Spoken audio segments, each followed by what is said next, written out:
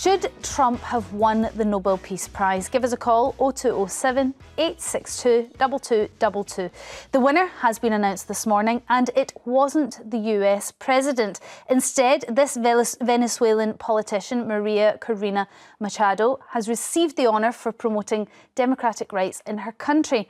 But many people, including families of Israeli hostages held in Hamas, had called on the Nobel Committee to award Donald Trump the prize for his part in getting Israel and Hamas to agree in the first phase of a historic peace deal.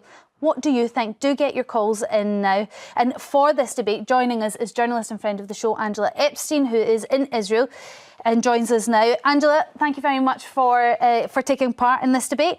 Where do you sit on this one? Do you think this is a real mistake of the Nobel Committee? Well, there's no doubt. Hi, Storm, and hello to the panellists. There's no doubt that Corina Machado was a very worthy winner for her incredibly brave work in Venezuela. However, there can only be one winner, and I do absolutely believe it should have been Donald Trump. Here in Israel, there is a palpable sense of anticipation. I wouldn't say it's going fully over into excitement, because until the hostages are home, they're not home. But Trump has been the only person in 2 long years of a horrible war that Israel did not want, that has seen so many innocent people killed, that managed to move the dial. Realistically, there is a prospect of the hostages being reunited with their families, and those sadly where the hostages have been killed, the bodies will be returned and they may have some closure. For the innocent people of Gaza to see an end to the war, and for hopefully peace to be at least the first part of a 20-point peace plan, will bring some peace to the region. And I would also add, Storm, very quickly, that this isn't something in isolation with Trump. He has quite a track record in two terms of office in trying to effect peace across the world. He brokered 4 Arab-Israeli peace accords, which was countries which would normalise relations with Israel. He's trying to broker peace in Ukraine. He's done all sorts of things. He helped relieve the pressure between India and Pakistan to end, I think there were 4 days of fighting back in May. He brought the leaders of the Democratic Republic of Congo and Rwanda together into the White House. I do feel that this is a man who wants to bring peace to the world, and whether he has ego and he postures and all the other things we know about Trump, this will, at least in terms of Israel, should be an exquisite moment. But many other countries have and hopefully will benefit from his desire to make peace too. But hold on, Angela, we're talking about a man who no longer has a Secretary of Defence but a Secretary of War. Is that the kind of person you expect to win a peace prize? Listen, in war happens. I mean, that sounds incredibly simplistic. Just remember, October 7th, the worst day in which the largest number of Jewish people were killed in a single day since the Holocaust, and the most monumental atrocity triggered by a genocidal terrorist group, Hamas, was a war Israel didn't want, a war the world didn't want. And we saw across the world demonstrations, we saw anti-Semitism spiral, we've seen hate marches on the streets. There's been all sorts of reasons. People, for different reasons, have been invested in having a part in this war, not always for the most noble of reasons. So if he has created a situation where all this can stop, it will have such a global impact, I hope, because obviously if the hate marchers still hate, then their agenda was never peace in the first place. But this is so massive. It's not just about Israel. It's enormous. And that's why I really feel he's been the only person who has made a real difference. Crucially, this will be the first phase of a 20-phase plan. So it is the first small step, and we may see the exchange of hostages on Monday, Paula. That would be massive. Do you think that the Nobel Peace Prize have been remiss in not giving the prize to Trump for that reason? Of course they haven't. Look, there's a difference between stopping the fighting and bringing lasting peace. And I think that's where we're conflating the two issues when we talk about Trump potentially getting the Nobel Peace Prize. What we need to remember is that Trump's whole attitude towards international affairs has been one of, quite frankly, disturbing. So, for example, we see him rolling out the red carpet to Putin. And then we see him lambasting and ridiculing Zelensky, so much so that on the second occasion when he attends the White House, he has to go along with the gang of European leaders behind him to ensure that Trump behaves appropriately. So when we talk about the Nobel Peace Prize, which is an award on an international scale, and we look at Trump's behaviour, we have to say to ourselves, he's not even in the running. But what we're seeing there was the devastation in Gaza. I know you were speaking about the war in Ukraine. But whether he handles it in the way that we would like or whether he handles it in his own way, maybe the ends justifies the means. If he can bring these wars to an end, if he can bring closure, then do we really mind if he took the mickey out of one leader and supported another one that we didn't agree with? Storm, I fully accept that angels come in many guises. I fully accept that. And this isn't about, and shouldn't be about, Trump's very fragile ego. This has to be about, doesn't it, bringing peace. It has to be about stopping the killing. But when we talk about who should get the Nobel Peace Prize, I would be saying, well, what about the coalition of masterful mediators who have been doing a fantastic job in ensuring that these warring sides come to the table?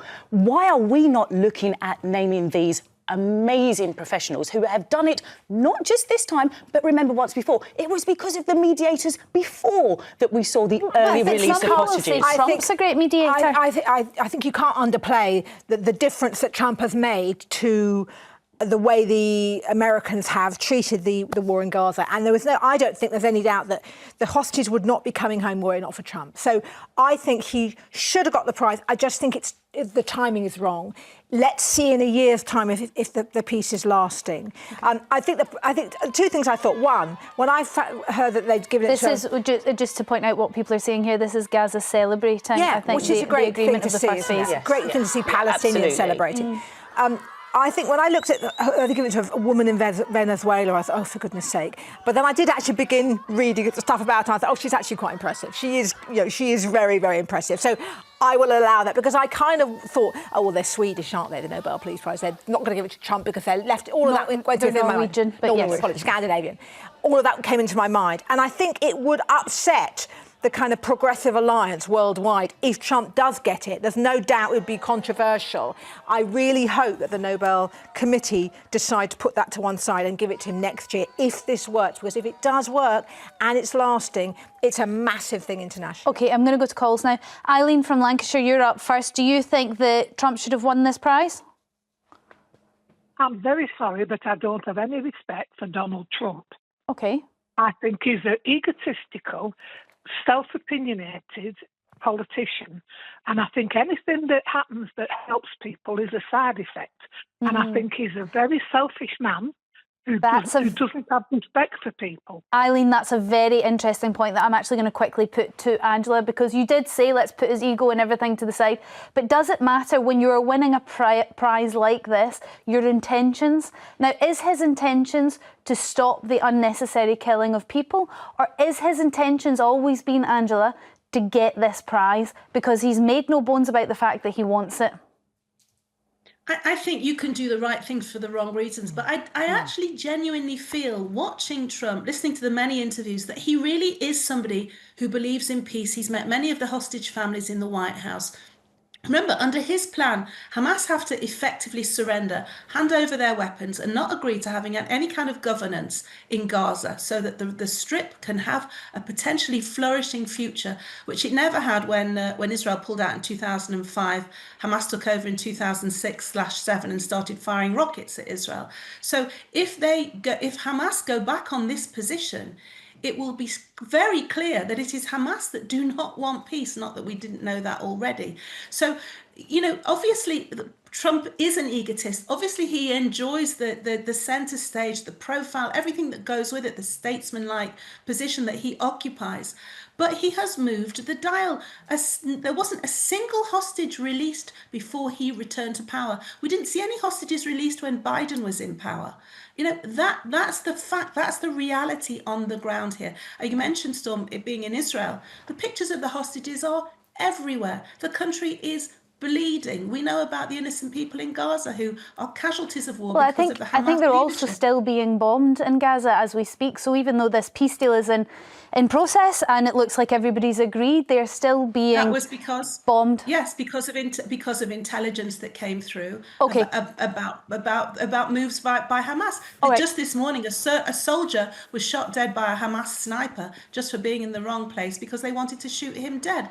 Until that peace deal is over the line, Israel has to defend and Hamas will keep attacking. OK, Eileen, thank you very much for your call. Lillian from Manchester, what's your view on Trump and winning the Peace Prize? Well, I really do think he should have won it. In fact, I mean, I've been forced to watch television a lot lately because I've got very bad Parkinson's and I'm 91. But I think he's had the courage. I've sat here and cried watching these poor children dying in Gaza. I can't tell you how I feel.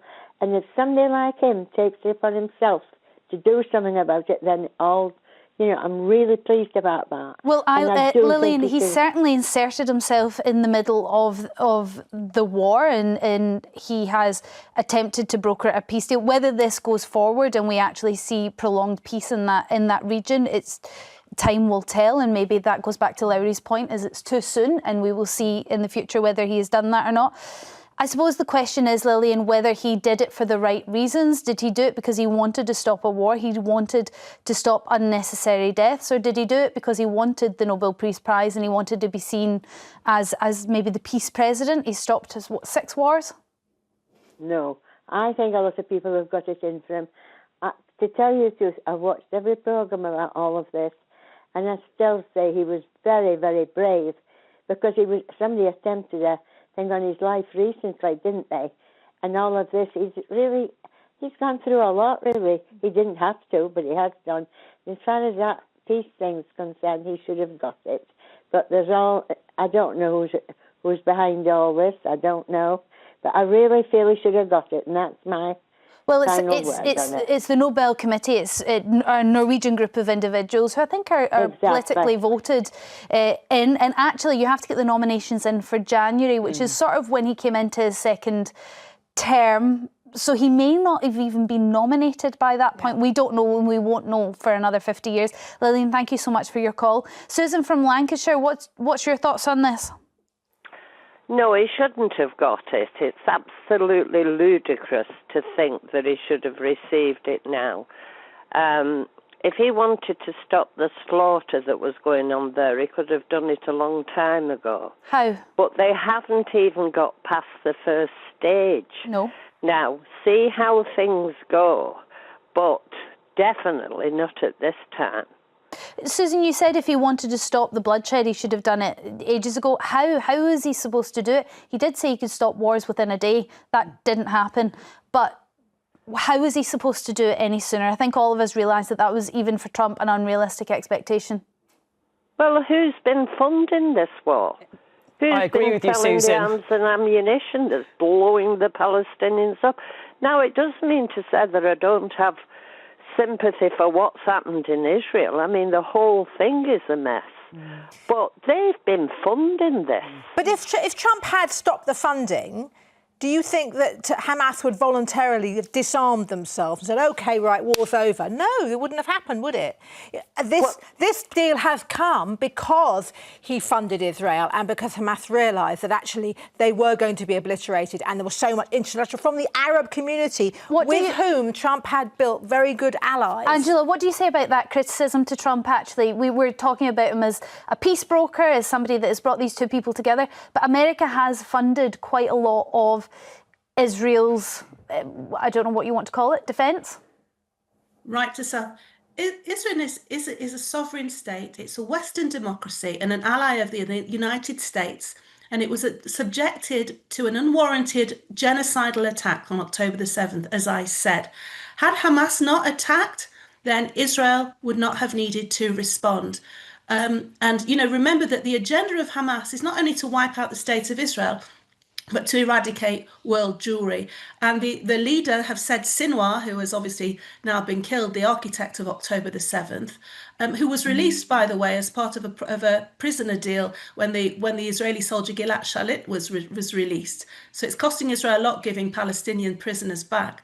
Sinwar said that he would repeat October the 7th again and again. Now, if you have an ally, and Britain has allies, who is placed in this absolutely monstrously compromising position, you want to help. All through the past 2 years, had Hamas disarmed and returned the hostages, the bloodshed would have stopped. The Israeli government, their military operation was simply to defang Hamas and put an end to it all. And Hamas persisted. So obviously, if you have an ally who will help you with that, and by the way, talking of funding, where do you think the money has come for all the rockets that have fired from Gaza into Israel, many of which were misfired and landed on the Gazans themselves? All that aid money that could have been used to feed the people of Gaza, they built tunnels, they amassed weapons, all the machinery of war. You know, when you're a beleaguered population, who's funding all that? All right. Iran and all the other proxy Well, we're going to have states. to end it on that thought. Angela, thank you very much for your time. That's all we've got time for. Don't forget, later we're